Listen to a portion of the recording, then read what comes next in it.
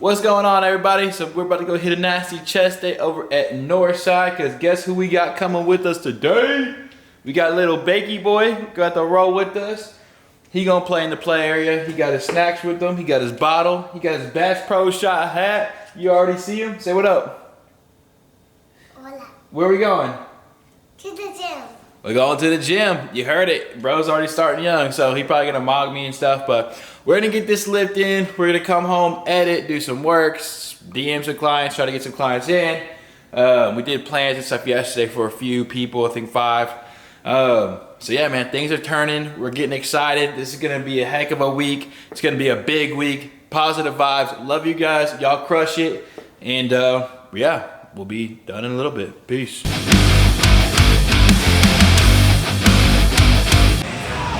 What's going on, everybody? We just wrapped up the chest and shoulders day. We got little Baker here. What did we do today? Where'd we go?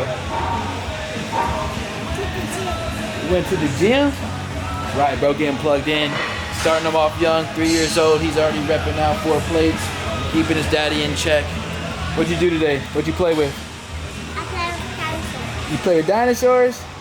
Yeah, so that's here. We're up here at Northside. Check out the nutrition center right here. You got John over here on the call working steady hard.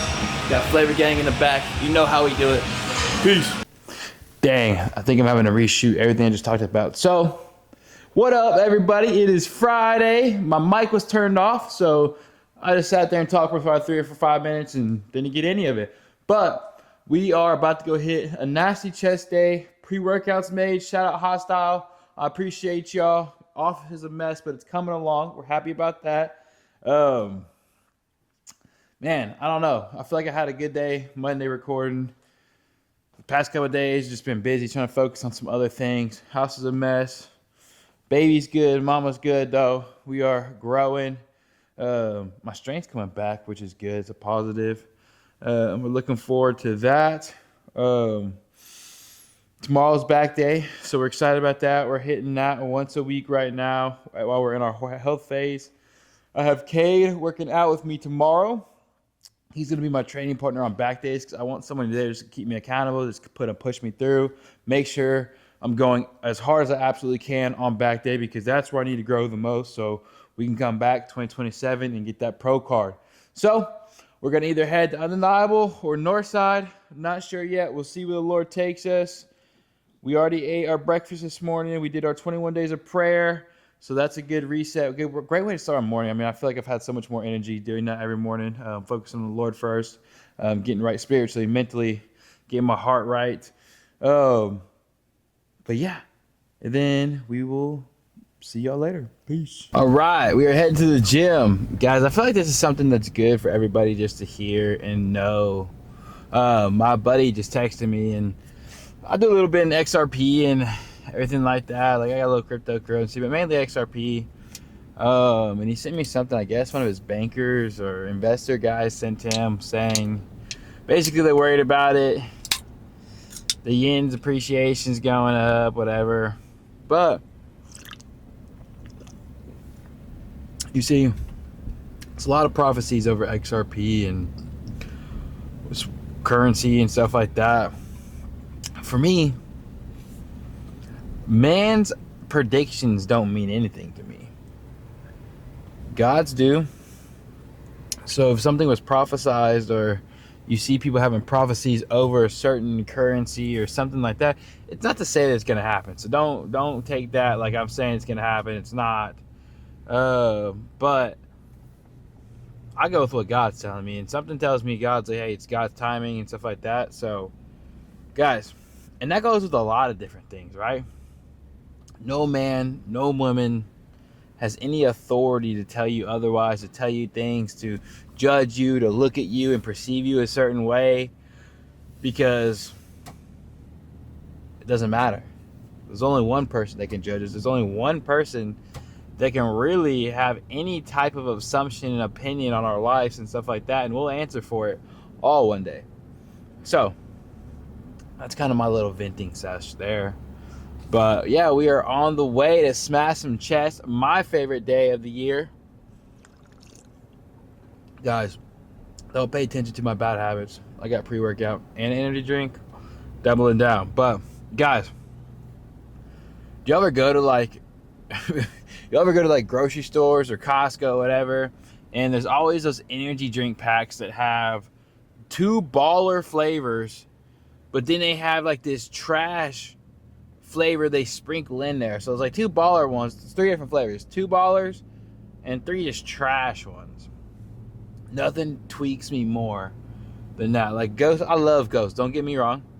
And they got my 2 favorite flavors in there. They got cherry limeade, and then they got the Bubblicious strawberry bag. But then they put America Pop in there. Like, I'm sorry, I know a lot of people say they like that flavor, but that thing is trash to me. I do not like America Pop. I'm like, do y'all need to sell it that bad? Y'all gotta put it in the threesome? Like, that don't make sense. But Alani, respect to Alani. I hadn't had them in a long time, but I'm a sucker for cotton candy. So they were like, oh, we're just going to put 2 flavors in a pack. And they did pink cotton candy and then the purple cotton candy. And that just makes sense. This is gas. Like, it just makes sense. And I don't care, bro. These cotton candy flavors, they be doing something to me. I don't know what they be doing, but they be getting me right. I ain't gonna lie. Yeah, they good. They good. But I don't know, guys. You know, I feel like this is important, and like I feel like a lot of people don't talk about this a lot. And this is actually one of the things, before I got sidetracked, I want to talk to y'all about. I feel like in the coaching world, you have to have a connection, but you don't have to have been through what somebody's been through in order to connect with them and relate to them. Especially in bodybuilding. On the bodybuilding side of coaching, it's really like, hey, does this guy know what he's doing? Can he peak me? Can he prep me? Can he make me lose weight? Can he make me gain size? Does he know what he's talking about? I feel like those are the essentials for bodybuilding. Hands down, whatever. Argue with your mama. But as far as when it comes to lifestyle, when it comes to a transformation client, someone that wants to lose like a lot of weight, I feel like those clients, and it's nothing bad, but they come with insecurities. They come with mental battles that you have to be able to relate to. You have to be able to speak on. So I feel like if you've never been bigger, if you've never been smaller, because it doesn't have to be big or small. It could be skinny guys trying to put on weight too. If you've never been at those high highs or low lows and you can't relate through it, I feel like it's harder for that client to trust you, because there is a lot of insecurities. But if you've been through those insecurities and you've been overweight and you felt like you don't belong, or you've been small where you couldn't put on muscle and like you got made fun of and stuff like that, you can connect to those people. There's a connection there that makes you relatable. So therefore, by you sharing your experience, it allows them to have more success, because they're like, you know what? Bailey's been there too. Bailey's been 280. He has been happy with himself in the mirror. Shoot, if he can get to where he's at now, I definitely could do it. Or vice versa. I use my brother's example. My brother's got Graves' disease. It's hard for him to put on muscle. Like, if he were to be a coach and he was like, man, like, yeah, I understand where you're coming from. I can't put on muscle either. But you know what? This is what I found to work, that eventually worked over time, and staying consistent and disciplined. It allowed me to do X, Y, Z. It allows you to just be relatable. You build a connection. Now this connection that once someone who had their guard up, that they didn't want to connect with you, slowly starts coming down, right? So now they're gonna be like, yo, like, he knows what he's talking about. He believes in me. He's been through the same like struggles that I have. I could be open with him. I can tell him I'm struggling with this. I can tell him that I'm struggling, not going to eat out, like, because it's a habit, guys. It becomes a habit. It's an addiction. It's just part of it. But I could be open. I could tell him my day-to-day. I could tell him I fell short getting my steps in. Or, hey, I could share with him my wins. Like, hey, I went over my step count today. Or, hey, I nailed my diet today. Or, hey, I'm down 5 pounds. Like, it just makes things more enjoyable. It makes a better coach-client relationship. So just keep that in mind. I feel like to some level to the game, bodybuilding, there really has to be no connection as far as you've been there before. I've done that before. Anybody can teach that. Now there's levels to it for sure, but as far as lifestyle, I feel like there's definitely a connection there. It's definitely easier if you've been in their shoes before, to where you can break down those barriers or help them overcome those insecurities or mental barriers and start working through it, because now there's a trust level there. So that's my thought. But we're about to go crush this chest workout, and I'm gonna holler at y'all here in a little bit. All right, what is up? That tilted. I don't know. Well, we just got a nasty chest day in. Your boy was throwing up some weight. That was kind of impressive to me on the flat. I got 4 plates each side. Now, not barbell. I don't really touch barbells. Seeing too many people tearing pecs on them, and honestly, this new scientific lifting these days, like, you go argue with your mama, but I just feel like you can get more growth, or just if not much growth, than what you can on the classic barbells. And I'd rather not hurt myself. I prioritize longevity, so I think there's more longevity in doing machines and stuff like that, isolated movements, than honestly just touching a barbell and putting up heavy weight, risking yourself to injury. So that's kind of what I think and feel about it. But yeah, today felt great. What do we do first? Every day I start off with some abs because I won't do them at the end, and that's one thing I really want to work on. I never work on my abs. They're just like, they're not so much there in the off season, but when I get peeled and diet down, they're pretty decent abs for not working them out at all.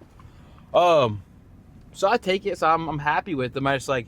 I want to see what they look like a full off season of me just nailing them every single day I work out, to see if I can really get them to just pop and just take them to the next level. So after that, we went to chest flies. Chest flies was good. Right now, since we're in the health phase, we're really just reversing it out. So heavy as possible, as long as I can control the weight. We went up to 270. I mean, it's pretty much maxing out that machine before I got to add a pin and a plate on there. So pretty happy about that. Went over to incline, got up to 3 plates on the incline, 4 plates, like I said, on the flat press. I mean, weight's moving, weight's feeling good. Shoulder press, we got high on that too. I think we were above 200 on the machines, 35 for fronts and side laterals. But overall, it was just a good chest day. You can't be too mad at it, can't be too excited about it. But I like the way this health phase is going. We're getting strong, primed up before we start this bulk phase.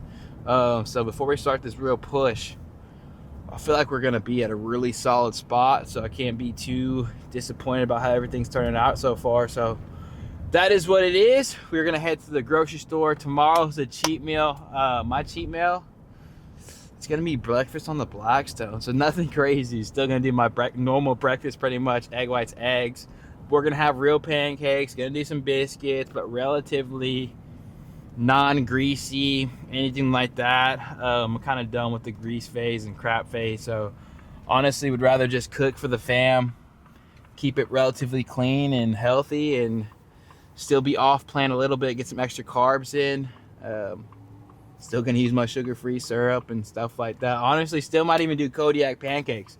So relatively, it might just end up being more carbs and like slightly more fat by a few grams. So I take that as a win. For me, that's off plan. So I am excited about that, but it's gonna be a feast. Like, I'm talking breakfast tacos, French toast, pancakes. It's gonna be the full spread, at least for them, and I'll dabble with it as I will. You can't get too out of hand with all that. All that to me is relatively healthy. So, I mean, I'll still eat as much as I want of that, and still be under the calorie count as if I went to Five Guys or got the chicken parm pizza again and appetizers. I'm still gonna be way under the calorie count for that. So, I'll take it. Good source of food, good protein, good fats. We'll roll it like that. So that's it.